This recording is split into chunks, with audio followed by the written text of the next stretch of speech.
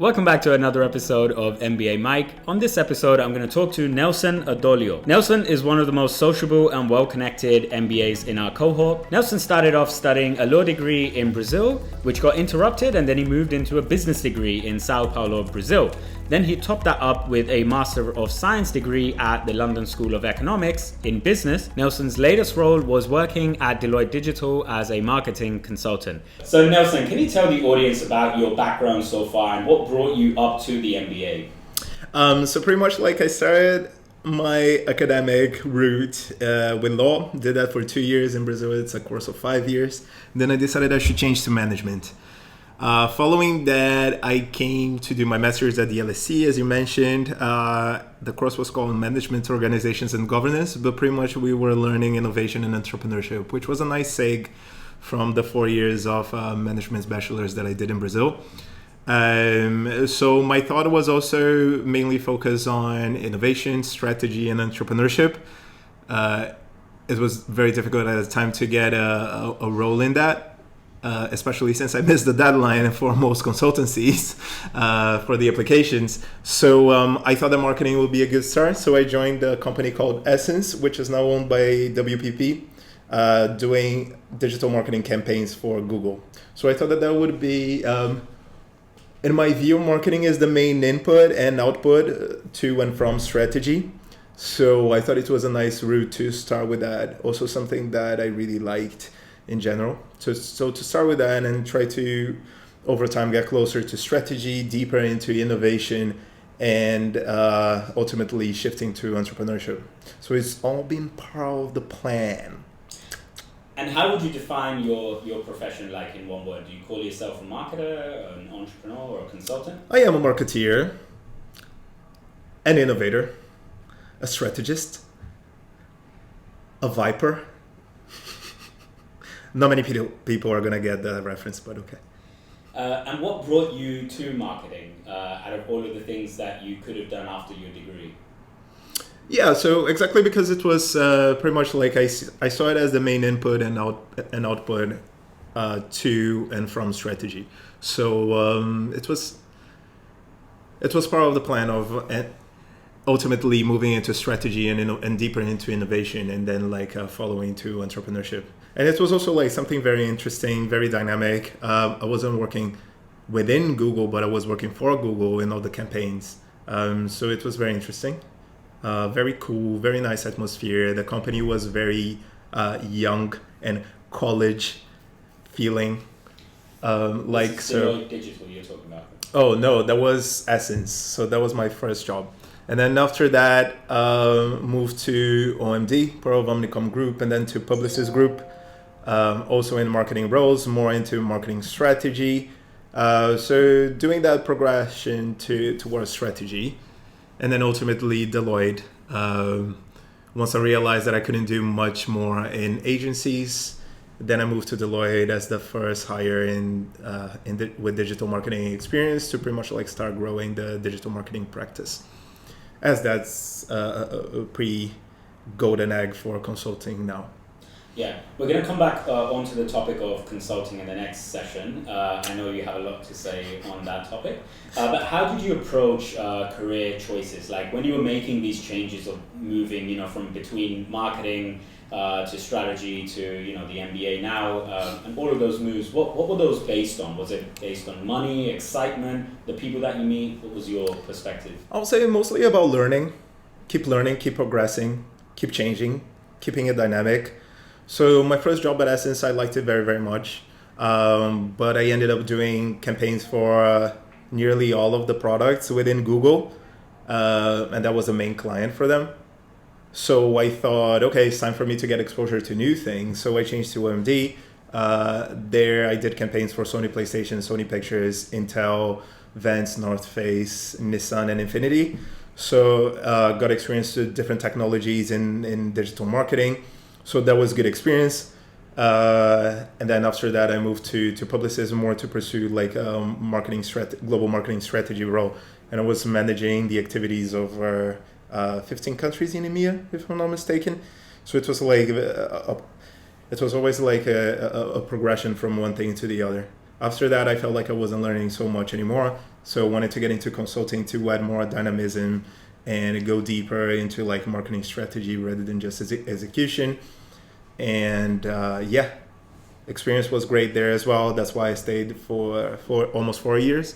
So new clients all the time, working with different people, working across different practices as well. So didn't do only digital marketing. I also did projects in analytics, projects in content management, projects in branding. So lots of learning to do. Yeah, and was digital marketing changing at the time that you joined? Because I think like all of this, narrative around you need to improve your SEO as a founder and all of this stuff was, I think, coming up in the last decade. So what were you seeing changes happening in the industry? 100%, but even more than SEO. SEO is one of the most foundational sides of digital marketing. So I was actually in paid campaigns. So SEO is more on the organic side. I was more in the paid display and video side of things. So right when I started at Essence, within 6 months, Google announced that 60% of their media budgets will go into programmatic campaigns. And at the time it was like, what is programmatic? So programmatic is basically some technology driven solutions to trade media, so to buy and sell media. So it's all very data driven, fueled by algorithms, and it's all online. There are no contracts or like written contracts or anything. So it was a big innovation at the time. Google was the pioneer, one of the pioneers in the space.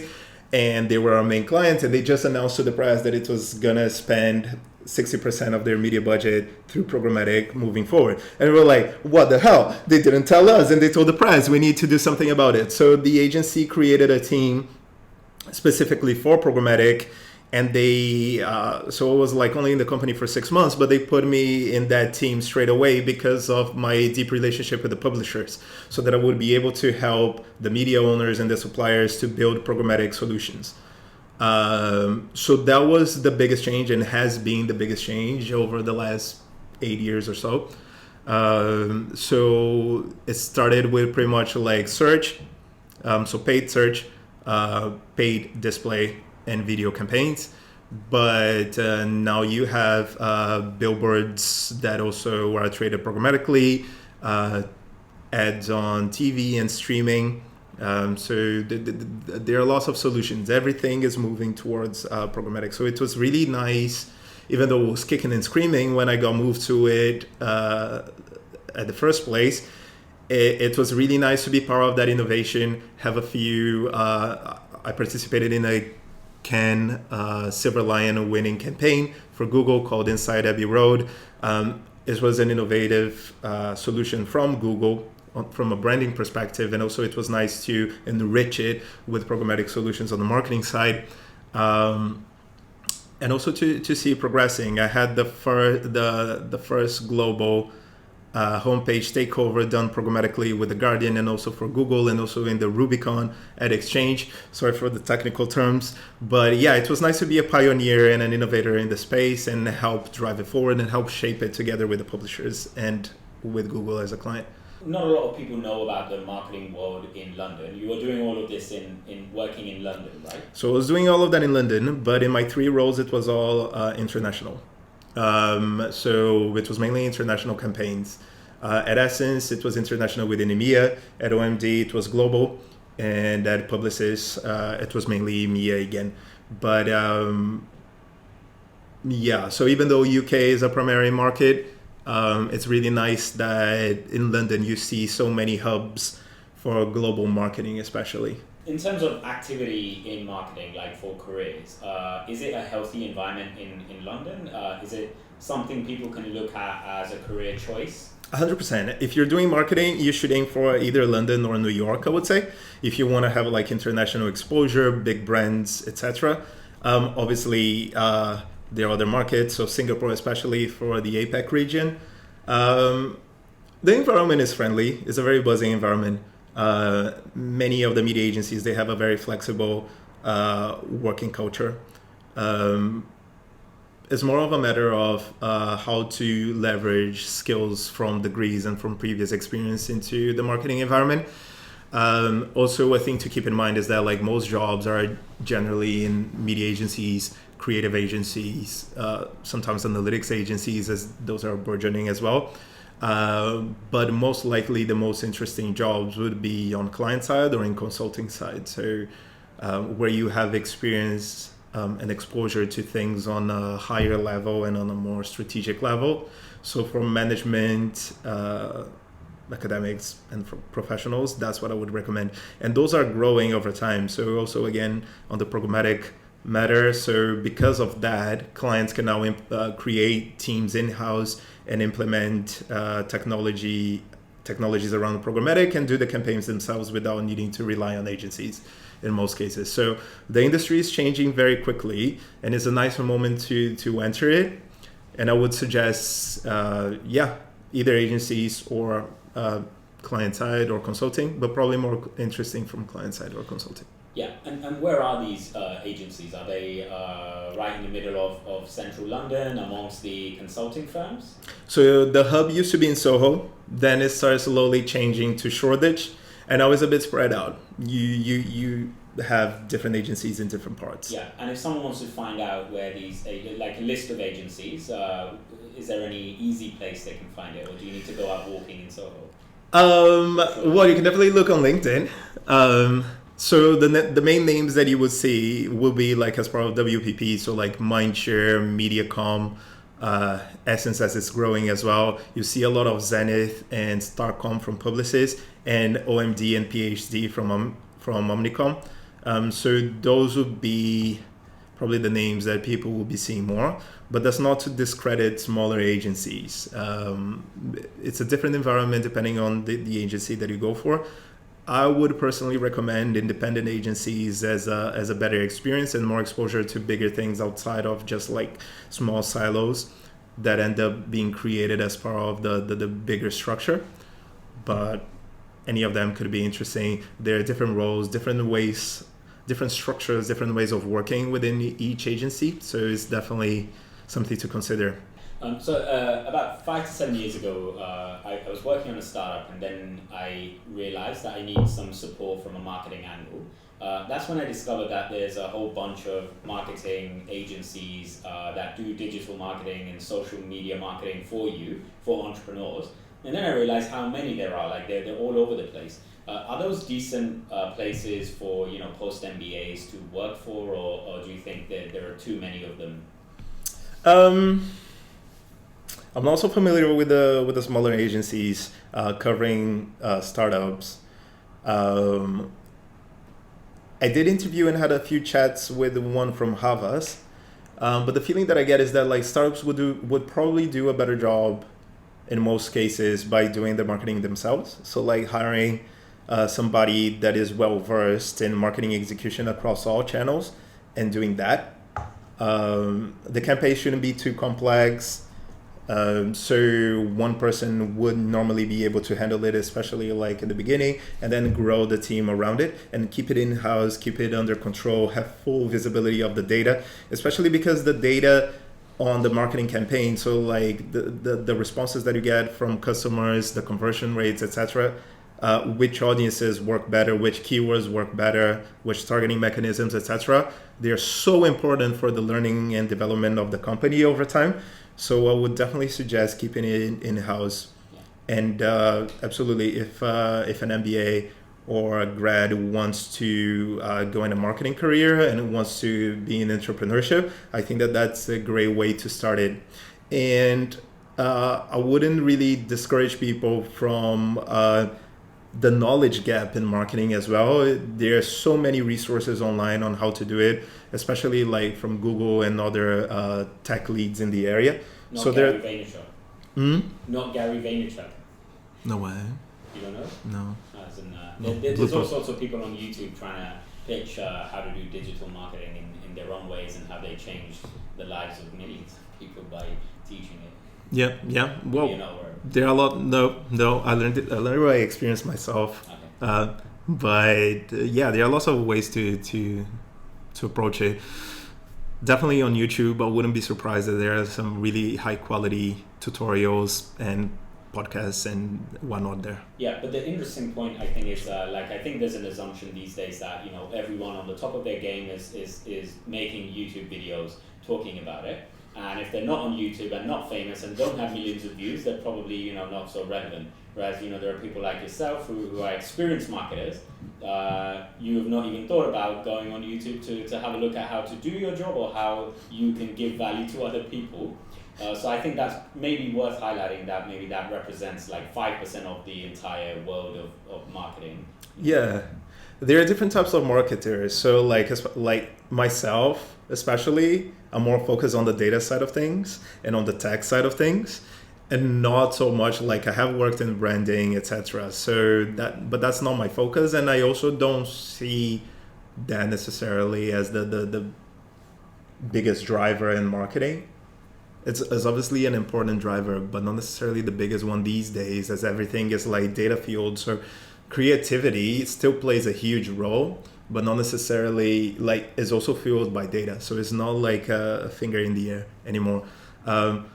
So that whole self-marketing that people can do is not representative of the whole community of marketeers. Yeah. There are many of us who are even shy and don't talk that much. But like when you yourself. go, like myself, I'm very shy. I'm very timid. I'm very introverted. So it's very difficult for me to talk about these things and talk about myself. Yeah. That's sarcasm, by the way, for the camera. Huh? That's sarcasm. Yes. So. So yeah, it's not natural to go on self-marketing. It's not because somebody is doing self-marketing that they're a good marketeer, and vice versa as well. If they're doing self-marketing badly, they may as well be a good marketeer, and the other way around. Right. So you already know quite a lot about entrepreneurship. That was your research project during your degree. You know how to start companies and what makes companies succeed. You could probably talk about that for half a day, maybe even longer than I can. Why did you choose to do an MBA? You already know what you want to do after this MBA. Why did you feel like you need one? So I had a feeling that it was reaching my tenure in consulting. And again, that the learning was kind of like plateauing. Very fortunately, I had experience to lots of great projects with lots of great teams and lots of great companies relatively fast. So I felt like pretty much like there was obviously a lot to learn, and each project is different. But in terms of what I wanted to achieve in consulting, it was reaching an end soon enough. And I was also feeling like, okay, I'm getting older. So if I want to go back to school and explore an MBA, it's better to do it now than later. And I was missing school, especially during the pandemic. I started studying again a bit before the pandemic. I did an executive course with Oxford in artificial. We don't talk about Oxford. Please censor that. On artificial intelligence. So it got me wanting to go back to school and learn a bit more. So that's how I made the decision of going on an MBA. So I thought it would be a nice break. A timely break that I couldn't take in any other point of my life, ideally. And also to meet people, especially in the Cambridge environment. Like, it's very flexible. You come to the MBA, it's not only consultants and bankers.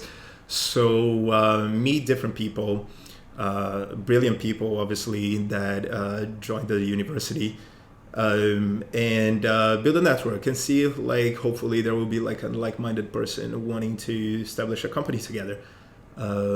And promptly so, without being encumbered like to a full-time job that is paying them well and that they're happy with. So I thought it would be a good environment, like pretty much like to give birth to ideas and to nice business relationships in that area. And it has proven effective.